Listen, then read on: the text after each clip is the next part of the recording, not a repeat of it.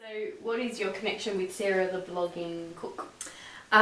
Sarah and my husband worked together on a program at SBS when I was pregnant with my first child, and Sarah, the show they were making was about birth choices actually, and Sarah was pregnant as well, and so we ended up meeting, and then I think we had that little moment of realising there was a connection. And a really, really close friend of mine with children at the same age, her house was filled with really beautiful quilts, and I'd sort of go over and I'd look at them and I'd examine them and I'd turn them and and I'd ask her all these questions about them, and then I got onto YouTube.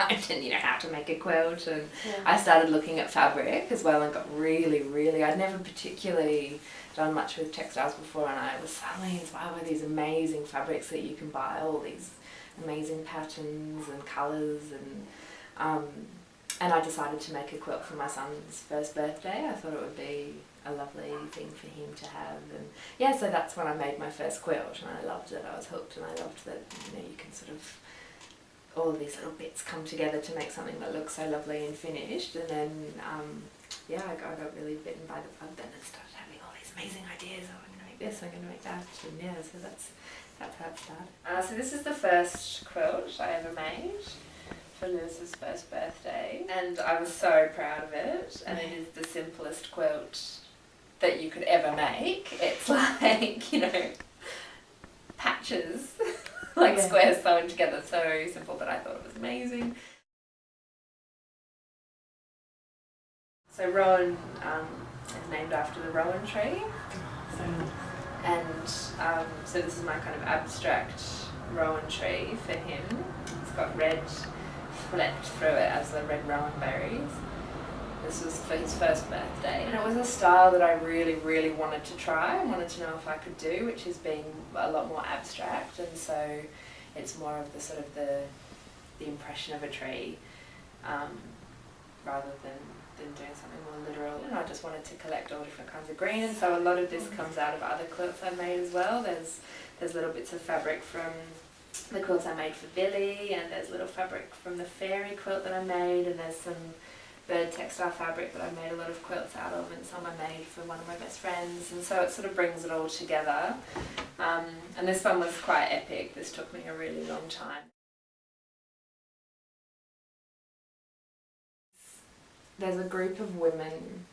I lived in Alabama in a little town called Gee's Bend, and they actually lived on a cotton plantation. They're African American women, and they started making quilts just because they needed to make quilts for their children and things like that, and they made them out of strips of cloth just sewn together, and they sewed them in these amazing abstract styles, and their work has become, they're called the Quilts of Gee's Bend, and they're now a collective, and their quilts are these amazing abstract crazy quilts that follow no traditional quilting. So I find the traditional quilting of like Civil War quilts and the sort of Euro-American quilting really quite restrictive, and while I admire the technique greatly and the work of the Amish quilters, their technique is amazing, but these G-Bend women, they're sort of like their quilts have been likened to abstract art sort of the 19th century, and this is amazing.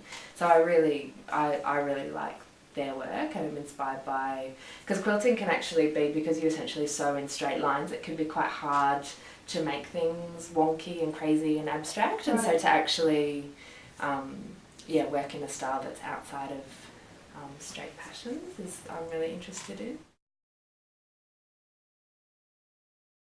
There's a great saying or philosophy that the Amish quilters have, that nothing is perfect except God, and so they often, I think it's the same in Islamic art, they'll often put a flaw in because it can't be perfect, because only God is perfect, and so to let go of the need for perfection, and that's really great, that you can just, if something goes wrong, you can just kind of work it out and figure it out, and that's all part of the process, and it's nice to not have to think that everything has to be done completely and utterly perfectly.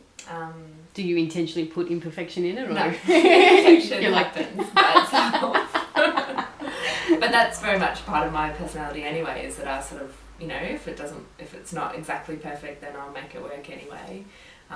And it's nice to be able to kind of embrace that. And then I suppose the second thing I've learned is that hand making things is really important still, and it's really lovely, and people appreciate it so much, and such a massive part of why I make quilts is because I love making them for other people. And yeah, I think it's the best kind of gift that I've ever given, is to make a quilt for someone.